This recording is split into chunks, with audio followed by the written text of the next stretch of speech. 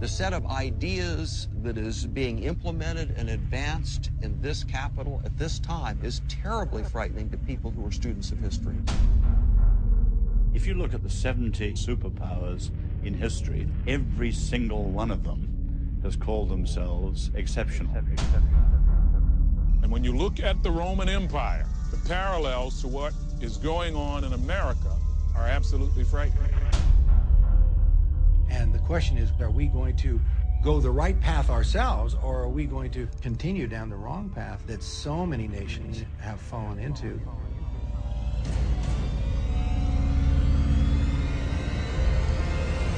Everybody's telling me the world's going to hell. Economically, our nation is $15 trillion in debt. Morally, the family is falling apart. Divorce, teenage pregnancy, teenage suicide, drugs, alcohol. You go down to a local high school, and what was once morally unthinkable, that was shameful, is now not only normal, it's celebrated. Spiritually, we used to be proud of our motto as a country, "In God we trust." Now teachers are afraid they're breaking the law if they say that in school. When I look around and I examine the fruit that's hanging on the tree of this country, it's rotting. And when I dig down and examine the root, I find out it's actually worse than I even thought it was. There is something seriously sick in the soul of our country. If you leave a nation long enough, history tells us that eventually there will rise up some kind of a tyrant, some leader who will enslave his people. Why would America be any different? And to top it off, I have friends in church that tell me that the worse things get, the better it really is, because it means that the end is near and that Jesus is returning. Don't worry that the world's going to hell in a handbasket. Just get out of the handbasket. It's part of the plan, that it's meant to be, that the whole thing is going to burn. Really? Because I have kids in this world. I have friends who have children in this world, and I want a great future for them. And are we supposed to just let it go?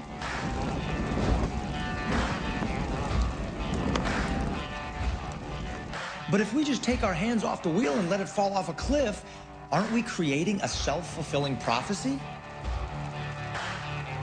So I turn on the news and find that most people are playing the blame game. The right blames the left blames the right. Government's blaming big business. Business blames big government. Hollywood blames the church and religion. And the church is blaming the media for all of the problems. With everybody blaming everybody else, I'm not hearing a clear voice that's giving us a solution on how to get out of this mess. Wait a minute. It's got to be simpler than this. Maybe it's as simple as we've forgotten what made this nation so successful and healthy and prosperous and secure in the first place. Maybe if we could go back and talk to the men and women who built this country, they would tell us what we're doing wrong and how to fix it. And if anyone understood what it was like to be in a tough spot as a nation, it was them. I mean, our forefathers came out of an era where they were surrounded by darkness on all sides. I mean, this was a time when you could be hung, burned at the stake, beheaded, or drawn and quartered for disagreeing with the queen or the king. The culture was terrible. The nation was bankrupt. The king had tripled the debt. People were slaves. And in their church, they had their antichrists and a king who had set himself up as God on earth in the church. So if anyone knew what it was like to live in difficult times where it looked like the end was near, it was them. But what was their attitude? It wasn't put your head down and get ready for the end of the world. It was, we're getting off of the defense, getting on the offense, and we see victory in the future. They had a 500-year plan, and they went and built a new nation.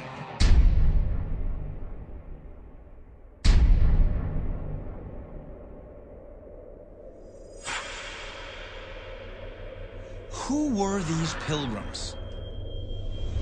I wanted to learn from them. I wanted to listen to them. And I wanted to find out what made them so unique. So I bought a ticket to England. I went to retrace the escape route of the Pilgrims, our forefathers, to understand who they are,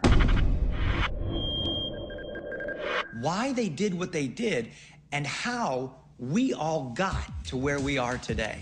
And what I discovered blew my mind and changed everything. My journey began in a sleepy little town called Babworth, England. And I met with this amazing woman who was a local historian and a pilgrim expert named Sue Allen.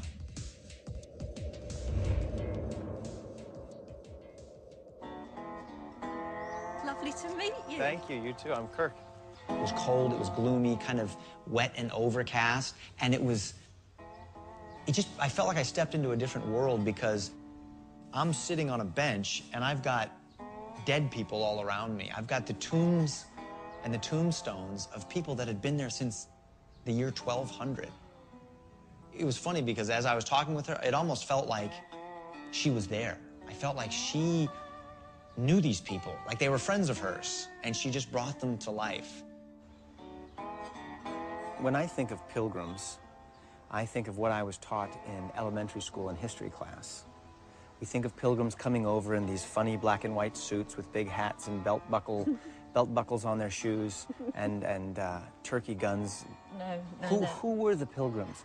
Broadly speaking, they were part of the Puritan movement, and to really understand where they're coming from, you need to understand what a Puritan is. Yes. Because for the first time, the Bible is printed in English and put into every church, because until that point, there were Bibles in English being smuggled into the country, and they were deemed to be heretical. You could be burned for having an English Bible. And what was the fear of having English Bibles in the hands of the people? What would happen if every Tom, Dick and Harry got to read the Bible for themselves and then started to study it, for goodness sake, and realised that the church in the Bible, as Christ had deemed it should be, was not this church with bishops in palaces, growing rich when the parishioners were starving on the land? People would then hold them accountable. Precisely. And they didn't want that. And as soon as the Bible was in English, that started to happen. For the first time, these people got Bibles in English that they could hold and study in their own hands, in their own homes, with their children. This to them was worth more than anything else, even more than their own life, because this was God speaking to them. And it got to a point that by 1593, there was an act against Puritans brought in. And under that law, it became illegal to be a Puritan. Anybody that disagreed with Elizabeth's new church settlement got this name that you could spit out like a curse: Puritan. The state, the Queen, the monarch, used the clergy as their mouthpiece to control you. And because of that, you had the government controlling the church and the church controlling the people. And so that's where you have the tyranny and the oppression that you can't get away from. And the thought is coming to them, if this church can't be purified, maybe we should just separate ourselves away from all this unholiness. That's where the word separatist comes from.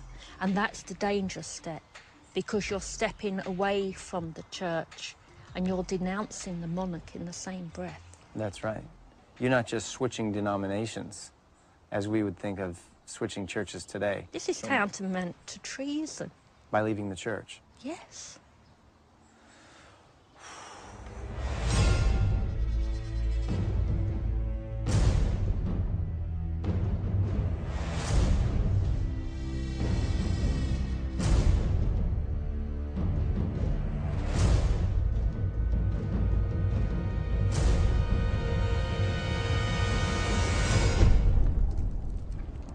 Fighting for their survival from that point, because they are going against the king.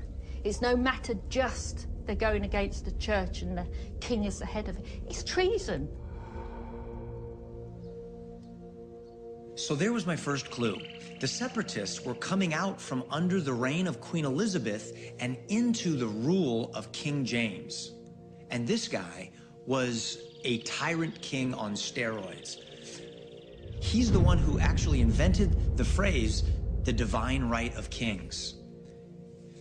He bankrupted his nation, he tripled the debt, and he considered himself to be a devout Christian while he was obsessed with hunting down and destroying the most devout people in his land.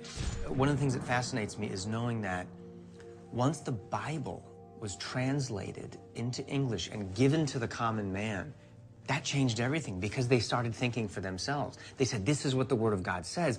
Therefore, church ought to be like what God says it should be, not what the king says. And the king himself is a man who is under authority of the King of Kings. And he too must abide by the law of God. Once they had come out and shown their true colours, house separatists had no choice but to leave the country or stay and just be slaughtered. And if they were, where was the cause then?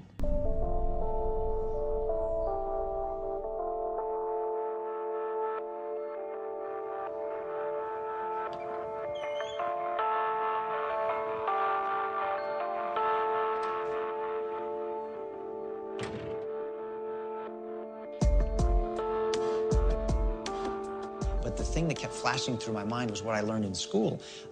Didn't the white man come over from Europe and abuse the Indians? Didn't white man simply steal their land and ultimately throw them on reservations? Wasn't this a bad thing?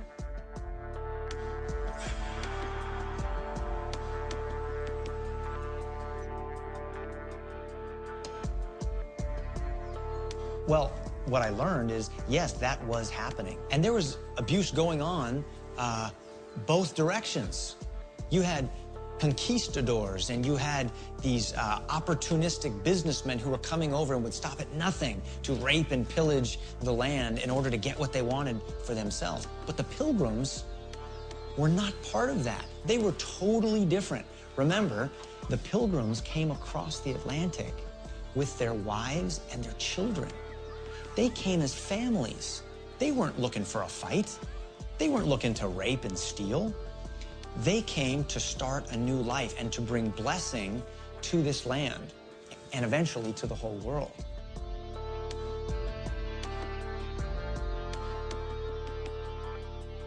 Now, the Pilgrims' relationship with the natives was not perfect.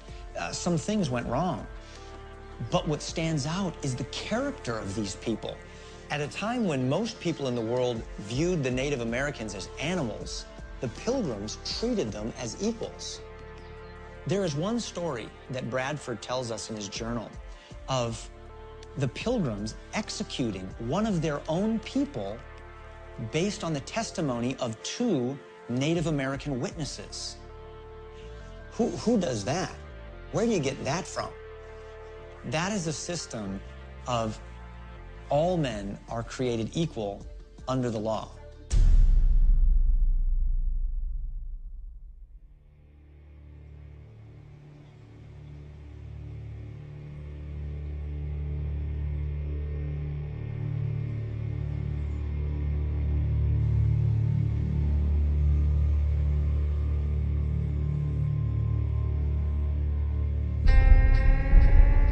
There's nothing like bones to remind you of your heritage.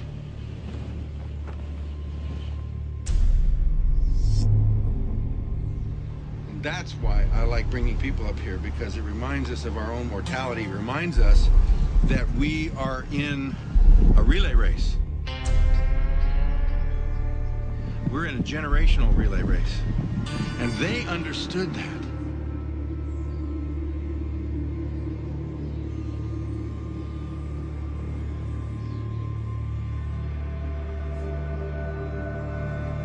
This is William Bradford's grave. That's him. He's the governor for 30 years of the Pilgrim colony, who lost his wife the first winter, who fell off the back of the Mayflower. She was the first one to die. He's one of those that survived the first winter. He's one that went on and became their governor and their faithful leader for all this time. And this is, they built this for him many years later. But they did put a Hebrew inscription. It says, Jehovah is our help. That's from him because he himself taught himself Hebrew to be closer to Moses, closer to the Old Testament, so he could be closer to God. They had a love for God and a love for their families and a love for freedom that brought them to this world. And William Bradford exemplifies that. I wish they had left us some kind of a training manual, some kind of a secret sauce recipe card that we could pick up and go, all right, here's what it is, here's what we do. What do we do? How do we get back to that? You know, when the children of Israel going into the Promised Land, they crossed the Jordan River, and God stood it on end, and they walked across. And before the waters stopped parting, God told them to take 12 stones from the bottom of the river and put it up on the top of Mount Gilgal and make a monument, so that when your children ask, what are these stones, you'll be able to tell them, this is where God parted the sea. And that's what the Pilgrims left us. They left us a monument that not only gives tribute to what was accomplished here, but it gives us a specific strategy, a breakout of a blueprint of if we would ever forget what made America great, what made us free, we can go back and follow that strategy, and it's right up on a hill a half-mile from here. Right here? Right here.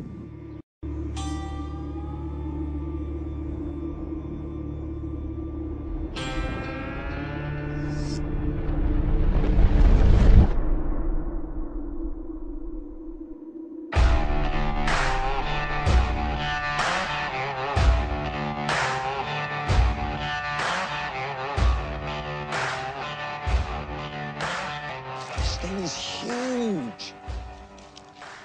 It's 180 tons of solid granite.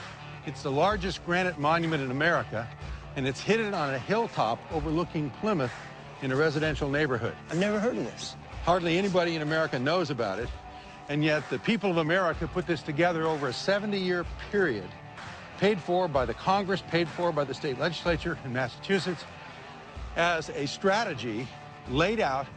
We call it the Matrix of Liberty that was given to us by the forefathers, by the Pilgrims. And those 130 years ago, when they built this, wanted to leave this behind for us so that if we would ever forget how liberty is built, we would know what to do to regain it. This is how they did it. This is how they did it. Now, if somebody else wants to try another way, which is what's happening today in America, we're trying 1,000 ways to turn America around, but this is the way it was done. This is it. The only successful strategy of liberty that has ever been carried out in the history of mankind. Well, let's walk through it. And let's take this strategy apart. What does this mean? What are they trying to tell us here? So where do you start? Her name is Faith. It says so right there. And she is pointing her finger to heaven. Why? For God is. For God is, because her faith is in the God of the Bible, in Jesus Christ. They knew that the only faith that could bring true liberty was a faith in the one true God and his Bible. And you see a Bible there, an open Bible. It's a Geneva Bible. The pages are opened up, which meant that they read it. And as they read it, and as they had faith in God, he gave them wisdom. That's why you see the star on her forehead. She's given wisdom to know how to live in this world. And all of the rest of these statues, each one weighing almost 20 tons, is tied to faith, because without faith, it falls apart. And that's the beginning of it all. Where do we go from there? From here, you need to go to character or morality, and you'll notice... Because that's the internal liberty. That is the internal liberty, which is the beginning of all freedom. She is called morality. Notice that she has no eyes. That is on purpose because she's looking internal character, the transformation of the heart first, and then that brings external transformation. And notice that she has the 10 Commandments in her left hand and the scroll of Revelation in the right. What would that signify? The Bible. Exactly. That if you want to have morality, there has to be a standard, and more than that, there has to be an internal transformation. This is speaking of the need to internalize and allow God to change our hearts and our minds first. Because in England, you had top-down morality imposed on people. Do this, do that. You're moralizing people, but you're saying Their morality started in the heart. In the heart. It had to be changed here. They realized Inside. just because you said you were a member of a church, like the Church of England, didn't make you a Christian. And you see this over on the side. The side statues give an explanation of what the meaning of this is for us. That's why we need the evangelist. You see the evangel here writing down the Gospels. And there's a need for evangelists. Why? Because we need to have the gospel of the great liberating gospel of Christ that says he came to set us free. First. So this is completely contrary to the way the rest of the world had done it up to this point. The pilgrims are saying that morality starts internally with the gospel. The evangelist has to preach the message that transforms the heart, and then you want to do what's right, rather than being forced to do what's right from the king who tells you what good and bad is. That's it. Okay, what's next? What's next is, and you see the development of it, if you want to have a free civilization, you need to have a civil authority or civil law that will give a base for that freedom. In other words, you've got to have some degree of order in society. And that order, as you see here, is built upon law. The principles of God's law then are related into the civil law. And that's what we see here in his left hand. We also see his hand, his right hand is extended in mercy. Mercy toward those that he's dealing justice with. Why? Because this form of law has a degree of equity in it. And you see this in the side statues where Can we go see? Yeah. Justice. She's holding the scales of justice with justice and equity, which means that, you know, when a crime is committed, it should be cared for in terms of its punishment, the same for the rich and for the poor and for everyone else. There should be equality under the law. On the other side, we notice that this form of law is different than the laws of so many nations that are built on tyrants, that are built on, if the Aztecs wanted to cut your heart out, they just cut your heart out. Here, mercy. Mercy built upon the base that he offers us, mercy and grace, along with law. And in this form of law, there is that tremendous mercy. So you have to start with faith. Faith in the true God, that produces the internal morality of the heart. You have a standard by which to judge what good and bad is, and then you create a moral system of law to have a basis for a free and just society that can mete out justice when crimes are committed, but also extend mercy to people and show them grace. And then that gives you the freedom. Once you have a society that's built like this, now you have a civility in society. Now you can educate your children.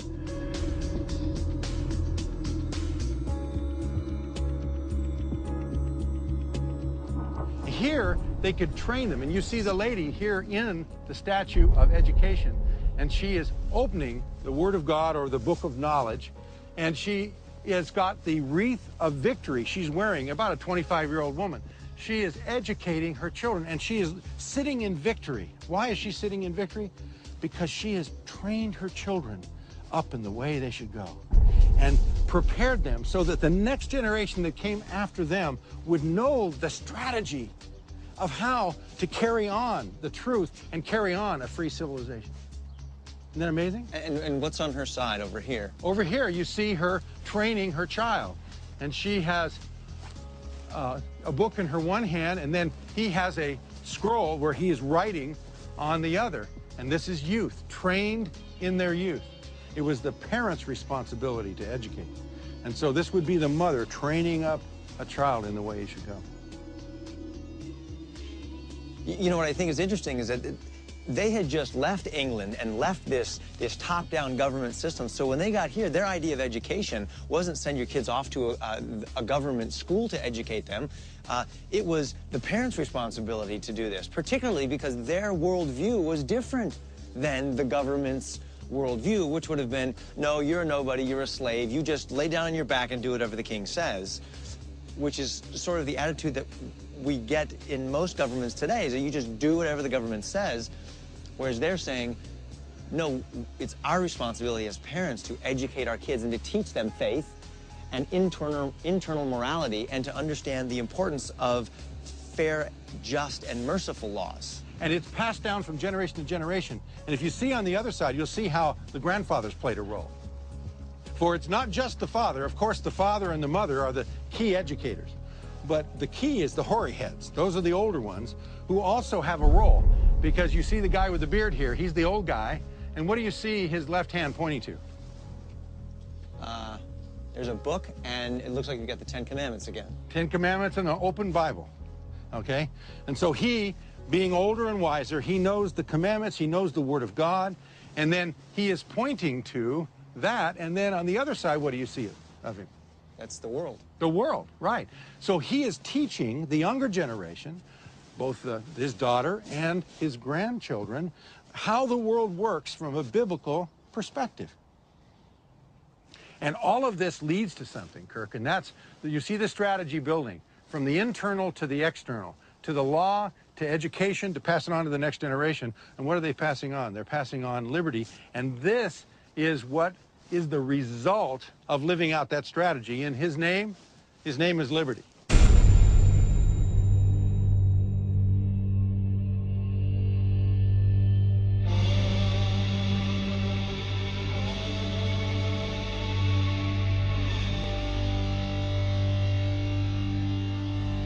We call him Liberty Man. Look at this guy, he's a Liberty stud. hero. Now this guy is not a guy you want to mess with, right? And he's seated in liberty. Okay, explain who this guy is. Liberty Man. Liberty Man, the liberty hero that he represents, is the fruit. He is the result of obeying the matrix of liberty that you see on this monument. And he is seated in liberty. Now, I want you to be careful to notice these details. Notice that he's holding broken chains in his left hand. Notice that he has, where the chains were, bound to his legs. Notice that he is now seated in liberty. He's got that good look on his face like, listen, I'm free, but I'm looking out, defending my liberty, but I'm free. And notice the claw that is on his right shoulder. That claw relates to a skin that goes around to the left here, and you see a lion's head, an entire lion skin. That ultimately represented the lion of the English tyrant back in those days. So he has slain the lion. He's slain the lion, and that's what it says here on the left. Tyranny is defeated, and you see Liberty Man standing over tyranny with his foot on the chest of tyranny. He's holding tyranny down. And again, the Pilgrims won this victory without violence of any kind, except living out God's principles. You know, one of the things that's striking me is the fact that this is talking about our forefathers, the Pilgrims, but this guy is not some wimpish little religious guy. I mean, this guy is a stud, right? Yeah. He's strong. He's looking out. He has just defeated a beast, and he's got a sword in his hand. That's right. And he's here to protect, right? That's right. He's here to protect his family and to defend the laws that they have made, and ultimately to defend their values and their character, their faith. Exactly, exactly. And it shows you that if you do it right, you can be strong as an individual, you can defend liberty, and if need be, you can fight. You don't want to fight, but if you have to, you're ready. But the point is, because you've done it God's way, there is a long-term blessing that goes with it. This is awesome. This is it. This is it. So, Kirk, this is that recipe. This is that strategy, that matrix that was what built America. This is it. And if we want to try something else, yeah, people can try other things. But in the history of the world, the one strategy that has brought more liberty, more prosperity, and more joy than any other is this strategy. Why would you go anywhere else?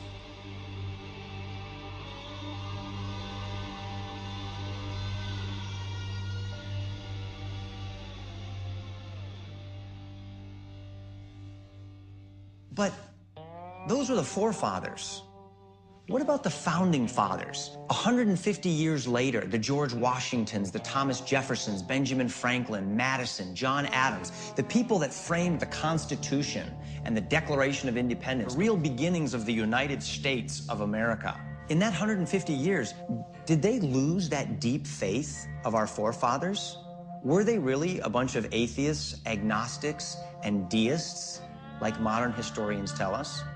I needed to find that out.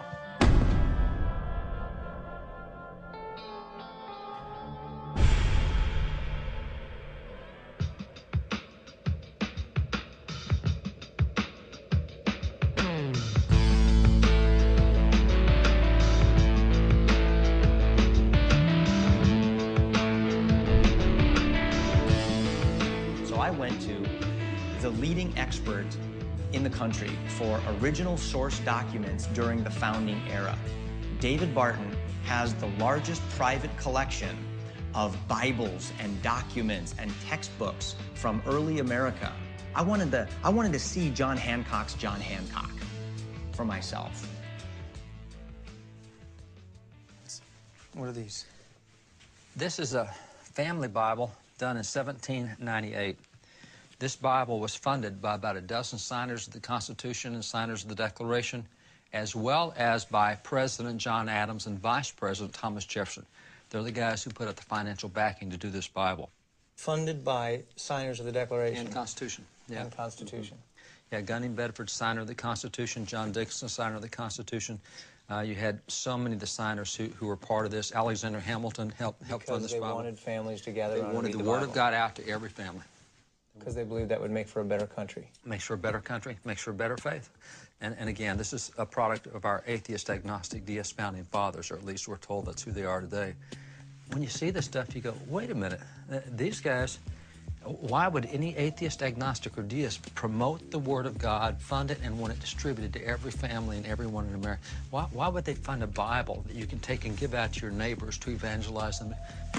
Doesn't make sense if they're atheist, agnostic, deist. Now, on the other hand, if these guys happen to be Christians, this makes a lot of sense. This is one of the rarest books in the world. This little book right here, really delicate. It's done in 1782. This is the first Bible ever printed in English in America. They printed 10,000 of them. There's 22 left in private hands. This is one of them. So, one of the rarest books in the world. What's cool is this Bible, the Bible of the Revolution, was printed by the Congress of the United States. So Congress printed the first English language Bible. They said in Congress that this Bible is, quote, a neat edition of the Holy Scriptures for the use of our schools, end quote. So the Founding Fathers in Congress printed the first Bible in English, and they did it for the use of schools? I didn't think they wanted the Bible in schools. It's what we hear. It's what we've been told. The Bible was put in schools back in 1647, first public school law. We kept it in schools till 1963 when the court said, yeah, we've done it 320 years, let's do something different. And now we're told the Founding Fathers never wanted the Bible in schools. That one piece of history right there proves exactly opposite. Real simple. So hold on.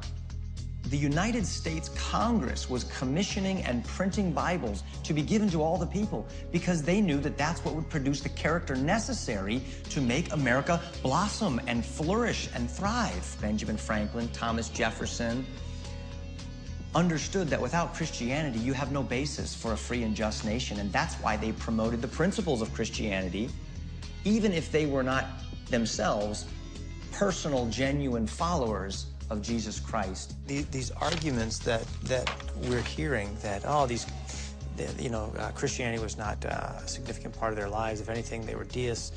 They're just simply, those arguments are simply based on ignorance or deliberate denying it. Yeah, anybody who knows history knows it's a deliberate attempt. Now, I believe there's a lot of people who repeat this ignorantly because they simply teach what they were taught in school. They got this in school. But there was a generation that absolutely got this wrong, no question about it, and they did it deliberately. Now, this is a book done by two professors, Kramnik and Moore. These are Cornell University professors. It's a book called The Godless Constitution. These guys, they assert Founding Fathers were all atheists, agnostics, deists, and that's why they gave us the godless document, because they themselves were godless. So they go through and lay it. Now, I find this used as a textbook in universities all over the country. You know, they go through and lay out their whole case. And, I mean, you see the letters we just pulled and documents we got everywhere around here. And you go, what's the documentation for this thing that none of the founders believed in God, that they had a secular government, a godless constitution? And so you look at the footnotes. Yeah, you go to the bibliography at the back, and you get back here to the end, and it talks about a note on sources. Now we're looking at footnote sources here. This is going to be cool. And when you get here, look what these two professors say. We have dispensed with the usual scholarly apparatus of footnotes. We're not documenting a single thing. Everybody trusts us. We're PhDs. We're telling you all these guys are atheists, agnostics. Do you think there's any kid going to university in America today who could write a thesis paper and not footnote it and have a professor not tear their head off. And yet we got two professors saying, oh, no, it's a godless constitution. They're all godless. Now, we don't have to footnote anything. We've dispensed with that usual stuff because everybody knows they're godless. This is pure revisionism. This is the kind of stuff where it's deliberate. You got to work really hard, and the reason they couldn't document it is you're not going to find original documents like that. You can find maybe 2 or 3 documents out of 100,000, maybe. That's the best they can come up with, and that's just, again, the exception, not the rule, and that's the way we teach history today. We say, well, founders were all slave owners because Jefferson owned slaves. Well, that's one of the 56 signers of the deck. How about the 70% of the signers of the deck that were abolitionists and formed the first abolition societies? Well, the founders were all atheist, agnostics, deists because Jefferson and Franklin. Well, how about the other 54? How about the fact that of the 56 signers of the Declaration, 29 of those guys held seminary degrees? More than half the signers were seminary. We never talked about that. And that's what these guys do. They may find a piece or two here. They don't even footnote it, but they might find a piece or two to prove their case. Every piece they find, we can find 50, 70, 100, 200, exactly the opposite. But this is what kids get in college now. I mean, these documents that I held in my hands prove to me that our founding fathers did not lose that deep faith in God. They didn't ditch the strategy of the Pilgrims. In fact, they were following it. Congress was printing Bibles, and they were paying to send them into homes and churches and schools.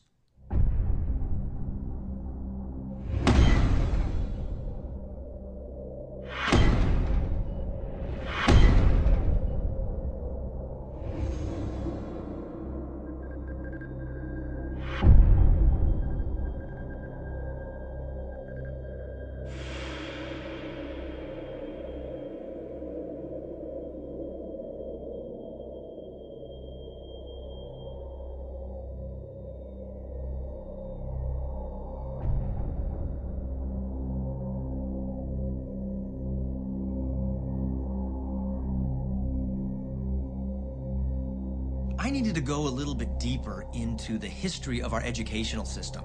So I met with Professor Herb Titus, who graduated cum laude from Harvard Law School, was the dean of 2 law schools, and is a constitutional scholar. He wanted to show me some little-known facts about the university to help bring all of this into focus. Coming up here to the main gate into the Harvard Yard, Right. and you might look at this plaque here. After God had carried us safe to New England, and we had builded our houses, provided necessaries for our livelihood, reared convenient places for God's worship, and settled the civil government. Now let's look at that for a minute. We oftentimes hear about separation of church and state, as if the church has to be isolated from the affairs of the civil government. This says just the opposite. It says that if you're going to have a civil government that has justice and law, it has to be based upon a moral foundation which comes from the church. At Harvard University, it says this on the wall. That's right. And it's behind a tree and a fire hydrant. You know, what does that say? As a matter of fact, the motto of Harvard in the beginning was Christ and the church. Christ and the church. Christ and the church. And then later it was Christ and the church and truth. Do you know what the motto is today? What is it? Truth. Without Christ and the church. Look right up here. You can see it there on this seal. See that top there? Can you read that? Yeah. Christo et ecclesiae. Yeah. Christ and the church. Now notice where it's located. At the top. At the top. Because underneath that is veritas, which is the Latin word for truth. Now notice, without the headship of Christ and the church, how can you know truth? This is on the gates of Harvard. That's right. And the problem is that 200 years after the founding of Harvard, they had a president by the name of Charles William Eliot, and he changed Harvard's motto, taking Christ and the church off and leaving only veritas. When we ignore the inscriptions over the gates of Harvard and over the entrance to the Langdale School of Law, what happens to a nation? A nation that attempts to build a foundation on something other than God's law ultimately will self-destruct, because you can't live according to the law as man invents it to be. The remnant of God's law continues in America simply because you can't live by any other rules than by God's rules. And you can't discard those rules. For example, we hold people responsible for murder, for theft, even though the dominant view of who man is evolutionary. We're only determined by our genes and our environment, and the reason that some people do things that they do is because it's inevitable, it's determined. Yet we can't live that way, because we live in God's world, not the evolutionary world of Darwin's imagination, but God's reality. It just makes so much sense. We live in God's world. Now, this isn't about creating some kind of a Christian theocracy. No, the Pilgrims did not want a church-run government. That's the opposite of what they wanted. That's what they left behind in England. They simply believed that if they could live out these principles from the heart, if they could govern themselves and their families according to God's ways, that it would produce the sweet fruit of freedom and liberty and blessing, and others would be attracted to their success and want to join them.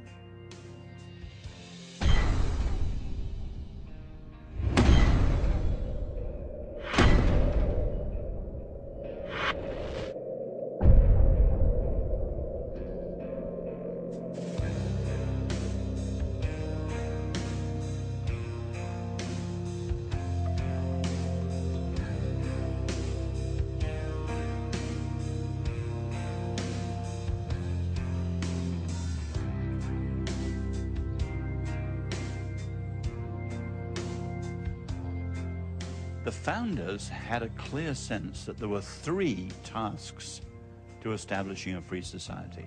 You had to win it, you had to order it, and you had to sustain it. Now, of course, that's the present generation's task, because that's the work of centuries, not just a few years. We cannot put our confidence in just pure democracy to make sure everything is going to keep running the way it is. You have to remember, Hitler was elected with a great majority of German votes. Pure democracy was not viewed with anything other than skepticism by the founders. They understood that freedom starts at the grassroots level, at the individual citizen, building families of righteous new patriots and citizens. That's what makes it work.